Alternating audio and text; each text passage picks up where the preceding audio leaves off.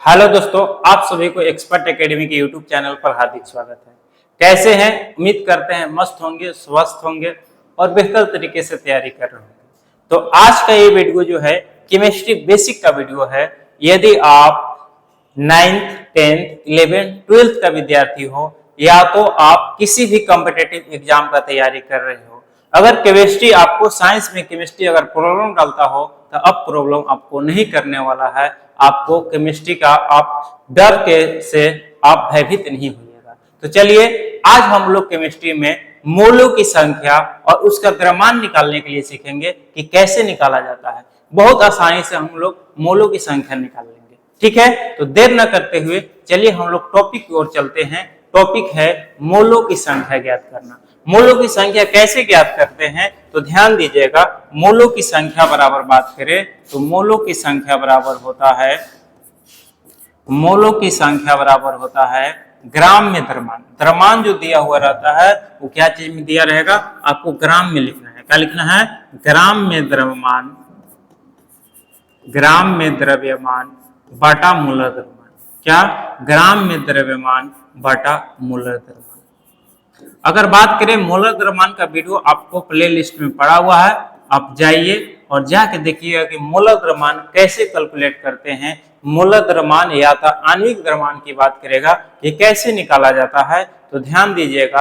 अब इसको जब मोलर द्रव्यमान आपको निकालने आएगा तो ये भी आ जाएगा। ठीक है, अब देखिए क्वेश्चन कैसे आता है दोस्तों, तो ध्यान दीजिए। क्वेश्चन आपका आएगा, अगर बोल सकता है कि 36 ग्राम H2O यानी कि जल में मोलों की संख्या ज्ञात कीजिए। में मोलों की संख्या ज्ञात कीजिए। मोलों की संख्या ज्ञात कीजिए। ध्यान दीजिए दोस्तों, एकदम इजी है। कैसे किया जाता है पहले समझिए।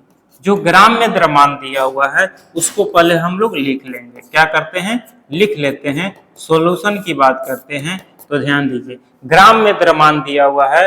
ग्राम में द्रव्यमान कितना है तो द्रव्यमान की बात करेंगे तो ग्राम में द्रव्यमान जो दिया हुआ है वो 36 ग्राम दिया हुआ है। कितना दिया हुआ है? 36 ग्राम। लेकिन मेन मुद्दा है हमको कि मोलर द्रव्यमान निकालने के लिए अगर नहीं जानते हैं तो देख लीजिए मोलर द्रव्यमान कैसे निकाला जाता है। ध्यान दीजिए, अगर मोलर द्रव्यमान की बात करते हैं, मोलर द्रव्यमान की बात करते हैं तो मोलर द्रव्यमान बराबर हो जाएगा, किसका निकालना है मोलर द्रव्यमान? तो H2O का निकालना है सर। किसका निकालना है सर? H2O का निकालना है। H2O कहने का तात्पर्य है कि H यानी हाइड्रोजन का 2 अणु है, हाइड्रोजन के 2 अणु है और ऑक्सीजन के कितना अणु है? 1 अणु है। आप जानते हैं कि हाइड्रोजन की द्रव्यमान संख्या कितना होता है? 1। और नहीं जानते हैं तो याद रख लीजिएगा, ये वैल्यू चेंज होने वाला नहीं है। हाइड्रोजन का द्रव्यमान संख्या कितना होता है? 1। आगे बात करेंगे ऑक्सीजन का, तो ऑक्सीजन का द्रव्यमान संख्या कितना होता है? 16 होता है। देखेंगे कि हाइड्रोजन 2 को है तो लिखेंगे हाइड्रोजन का 2 अणु, लेकिन हाइड्रोजन का द्रव्यमान संख्या कितना होता है? 1। प्लस की बात कर लेंगे क्योंकि आगे एलिमेंट बढ़ते हैं प्लस साइन के साथ बढ़ते हैं। ऑक्सीजन 1 है और ऑक्सीजन का द्रव्यमान संख्या कितना होता है दोस्तों? तो ऑक्सीजन का द्रव्यमान संख्या कितना होता है? 16 होता है। अगर हम कैलकुलेट करते हैं 2 1 जा हो जाएगा 2 + 16 यानी कितना हो जाएगा? 16 और 2 18 की बात कर रहा है तो 18 हो जाएगा। ठीक है, मोलर द्रव्यमान कितना हो जाएगा? 18 हो जाएगा। तब आराम से हम निकाल सकते हैं कि मोलों की संख्या क्या हो जाएगा। तो मोलों की संख्या बराबर हो जाएगा, मोलों की संख्या बराबर हो जाएगा ग्राम में द्रव्यमान तो कितना है? 36 ग्राम है। कितना है? 36 ग्राम है। डिवाइडेड बाई कितना हो जाएगा? तो यूनिट को आप छोड़ दीजिए, ग्राम 36 और कितना हो जाएगा? 18। जब आप काटिएगा तो मोलों की संख्या कितना हो जाएगा? तो मोलों की संख्या 2 हो जाएगा। कितना हो जाएगा? मोलों की संख्या 2 होगा। यानी हम कह सकते हैं कि 36 ग्राम H2O यानी 36 ग्राम जल में कितना मोल होते हैं? तो जल का 2 मोल होते हैं। कितना मोल होते हैं? 2 मोल होते हैं। अगर आगे हम बात करते हैं और क्वेश्चन आपका दिया रहे, अगर मान लेते हैं कि 58.5 ग्राम NaCl, NaCl मतलब कि सोडियम क्लोराइड नमक होता है। 58.5 ग्राम NaCl में मोलों की संख्या ज्ञात कीजिए। क्या ज्ञात करना है? मोलों की संख्या ज्ञात करना है। तो मोलों की संख्या ज्ञात करने के लिए क्या करेंगे दोस्तों? ध्यान दीजिए, जो दिया हुआ रहेगा उसको पहले लिख लेंगे। क्या कर लेंगे?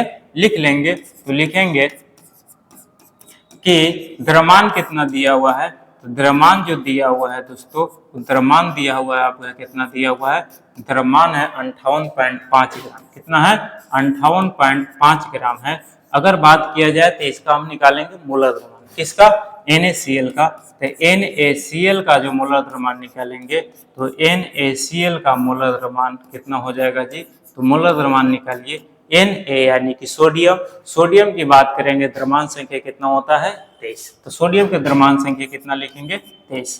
प्लस का साइन के साथ आगे बढ़ेंगे क्योंकि नेक्स्ट एलिमेंट क्लोरीन है और क्लोरीन का द्रव्यमान संख्या होता है 35.5। कितना होता है 35.5।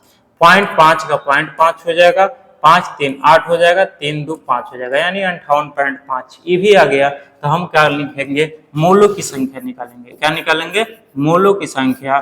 तो मोलों की संख्या आप निकालिएगा तो फॉर्मूला होता है ग्राम में द्रव्यमान। ग्राम में द्रव्यमान मेरा 58.5 आया है और इसका मोलर द्रव्यमान भी 58.5 है। कैलकुलेट कीजिएगा तो आपको दिखाई दे रहा होगा कि 1 बार में क्या हो जाएगा, कट जाएगा, यानी इसका मोलों की संख्या कितना हो जाएगा, तो इसका मोलों की संख्या 1 हो जाएगा। उम्मीद करते हैं कि ये भी आप लोग को टॉपिक समझ में आ रहा होगा। तो चलिए और क्वेश्चन को हम लोग प्रैक्टिस कर लेते हैं। अगला क्वेश्चन ले लेते हैं। मान लेते हैं कि 540 ग्राम ग्लूकोज यानी कि C6H12O6 की बात करेगा में कितने मोल होंगे। ठीक है, में कितने मोल होंगे, ऐसे भी क्वेश्चन पूछ सकता है, कितने मोल होंगे, कितने मोल होंगे, या मोलों की संख्या आपसे पूछ सकता है। इसके लिए आपको पता है, आप समझ गए होंगे कि मेन इसमें मुद्दा जो है कि आणविक द्रव्यमान या मोलर द्रव्यमान का है कि मोलर द्रव्यमान कैसे कैलकुलेट किया जाता है। तो मोलर द्रव्यमान कैलकुलेट करने के लिए एक ही आपके पास तरीका है कि आप तत्व का द्रव्यमान संख्या याद कर लीजिए। कुछ जो इंपोर्टेंट तत्व है उसका आप द्रव्यमान संख्या याद कर लीजिए, बाकी तत्व का परमाणु संख्या का डबल ही होता है। ठीक है, अगर बात करते हैं तो इसका द्रव्यमान कितना दिया हुआ है दोस्तों, तो इसका द्रव्यमान जो दिया हुआ है वो द्रव्यमान आपका 540 ग्राम है। कितना है, 540 ग्राम है। अगर बात करेंगे C6H12O6 की बात करेंगे का हम क्या निकाल लेंगे, मोलर द्रव्यमान निकाल लेंगे। तो मोलर द्रव्यमान आसानी से आप निकाल सकते हैं, या आणविक द्रव्यमान की बात करेगा। ठीक है, तो C6 यानी कार्बन का गो है 6 गो है और कार्बन का द्रव्यमान संख्या कितना होता है, तो कार्बन का होता है 12। कितना होता है 12। प्लस देखेंगे कि हाइड्रोजन का 12 अणु है और हाइड्रोजन का द्रव्यमान संख्या कितना होता है 1 होता है, तो लिखेंगे 1। प्लस आगे ऑक्सीजन 6 गो है तो लिखेंगे 6 और ऑक्सीजन के कितना होता है 16 होता है द्रव्यमान संख्या की बात करें तो। अब देखिए 12 छक कितना हो जाएगा दोस्तों, 12 छक 72 प्लस 12 गुने 1 करेंगे तो हो जाएगा 12 और 16 छक कितना हो जाएगा 96। ऐड करेंगे तो 6 और 2 8 और 2 10 के 0 बच गया 1, 9 1 10 10 और कितना हो जाएगा 1 11 और 7 18 के 8 हो जाएगा और 18 आ रहा है, 18 के 18 हो जाएगा, यानी 180 आ गया इसका मोलर द्रव्यमान। अब 180 आ गया तो हम निकाल सकते हैं कि मोल कितना होगा, यानी मोलों की संख्या बराबर हो जाएगा ग्राम में द्रव्यमान। तो कितना ग्राम में द्रव्यमान है 540 ग्राम है और मोलर द्रव्यमान 180 आया है। 1 0 से 1 0, 18 से 3 बार में च्युन कट जाएगा, यानी मोलों की संख्या कितना आ जाएगा 3 आ जाएगा। तो आप मोल की संख्या निकाल लीजिएगा, लेकिन ध्यान दीजिए क्वेश्चन थोड़ा सा क्या करता है, पलट के दे देता है, घुमा कर दे देता है। क्या आपसे पूछेगा, बोल देगा कि 2 मोल H2O में कितना ग्राम होंगे, यानी कितना द्रव्यमान होगा। तो आपसे द्रव्यमान भी पूछ सकता है। अगर आपसे द्रव्यमान पूछ दे तो फिर भी हड़बड़ाना नहीं है। ठीक है, देखिए कैसे हम करते हैं। तो अगर बात करें क्वेश्चन आपका दे दे, अगर पूछ सकता है कि 3 मोल H2O में 3 मोल H2O में कितना द्रव्यमान होगा, क्या होगा, कितना द्रव्यमान होगा, कितना द्रव्यमान होगा। तो कितना द्रव्यमान होगा इसके लिए आप कर सकते हैं, ध्यान दीजिए क्या करेंगे, हमको पता है कि मोल बराबर 3 है। क्या करेंगे, मोल बराबर 3 दिया हुआ है। कितना दिया हुआ है, अगर बात करें मोल बराबर, तो मोल बराबर कितना दिया हुआ है 3 दिया हुआ है। और हम बात करें H2O का आणविक द्रव्यमान हमको निकालने आता है, तो हम लिख लेंगे H2O का आणविक द्रव्यमान या मोलर द्रव्यमान। तो अभी जस्ट निकाले थे, इसका 18 आता है, तो आप कैलकुलेट भी कर सकते हैं। हाइड्रोजन 2 को है तो लिखेंगे 2 और इसका द्रव्यमान संख्या 1 प्लस ऑक्सीजन का 16 होता है तो लिखेंगे 16, 16 और 2 कितना हो जाएगा 18। हम पूछेंगे कितना द्रव्यमान है, द्रव्यमान बराबर फार्मूला जस्ट उल्टा हो जाता है और वही फार्मूला से आप निकाल भी सकते हैं। जैसे ग्राम में द्रव्यमान बटा मोलर द्रव्यमान आता है, मोलों की संख्या कहाँ चले जाएगा, मल्टीप्लाई में आ जाएगा। तो द्रव्यमान बराबर हो जाएगा मोलों की संख्या, यानी कि मोल गुने का हो जाएगा मोल गुने मोलर द्रव्यमान हम कह सकते हैं, आणविक द्रव्यमान कह सकते हैं। द्रव्यमान बराबर हो जाएगा मोल गुने मोलर द्रव्यमान या आणविक द्रव्यमान हो जाएगा। कितना मोल है दोस्तों, तो मोल की संख्या जो है ये 3 है और मोलर द्रव्यमान और आणविक द्रव्यमान कितना है 18, यानी 18 तिया 54 ग्राम जो है क्यूब मेरा क्या हो जाएगा, द्रव्यमान हो जाएगा। उम्मीद करते हैं दोस्तों कि ये भी आपको बहुत अच्छी तरीके से समझ में आया होगा। एक और क्वेश्चन देख लेते हैं। अगर बात करें कि बताइए सर कि 2 mole carbon dioxide, 2 mole carbon dioxide यानी CO2 में कितना द्रव्यमान होगा, CO2 में कितना द्रव्यमान होगा, कितना द्रव्यमान होगा। अगर CO2 का हमसे द्रव्यमान पूछ रहा है कि कितना द्रव्यमान होगा 2 मोल में, तो आपको क्या करना है, कुछ नहीं करना है। क्या कीजिएगा आप, कुछ मत कीजिए, आप डायरेक्ट जो बता रहे हैं वही फंडा को अपनाइए। मोल की संख्या कितना दिया हुआ है, तो मोल की संख्या कितना है दोस्तों, तो मोल बराबर जो दिया हुआ है मोल बराबर 3। अगला आपका काम क्या करना है कि कार्बन डाइऑक्साइड का मोलर द्रव्यमान या आणविक द्रव्यमान आपको पता होना चाहिए, तो हम निकाल लेंगे। अगर नहीं पता है तो क्या करेंगे, CO2 का मोलर द्रव्यमान निकालेंगे। क्या निकालेंगे, CO2 का मोलर द्रव्यमान निकालेंगे। तो मोलर द्रव्यमान कितना हो जाएगा, CO2 यानी कार्बन का एक अणु, और कार्बन का एक अणु का अगर द्रव्यमान की बात करें तो कितना होता है 12, तो लिखेंगे 12 प्लस ऑक्सीजन का 2 अणु दिखाई दे रहा है तो 2 लिखेंगे, लेकिन ऑक्सीजन का द्रव्यमान संख्या जो होता है वो 16 होता है।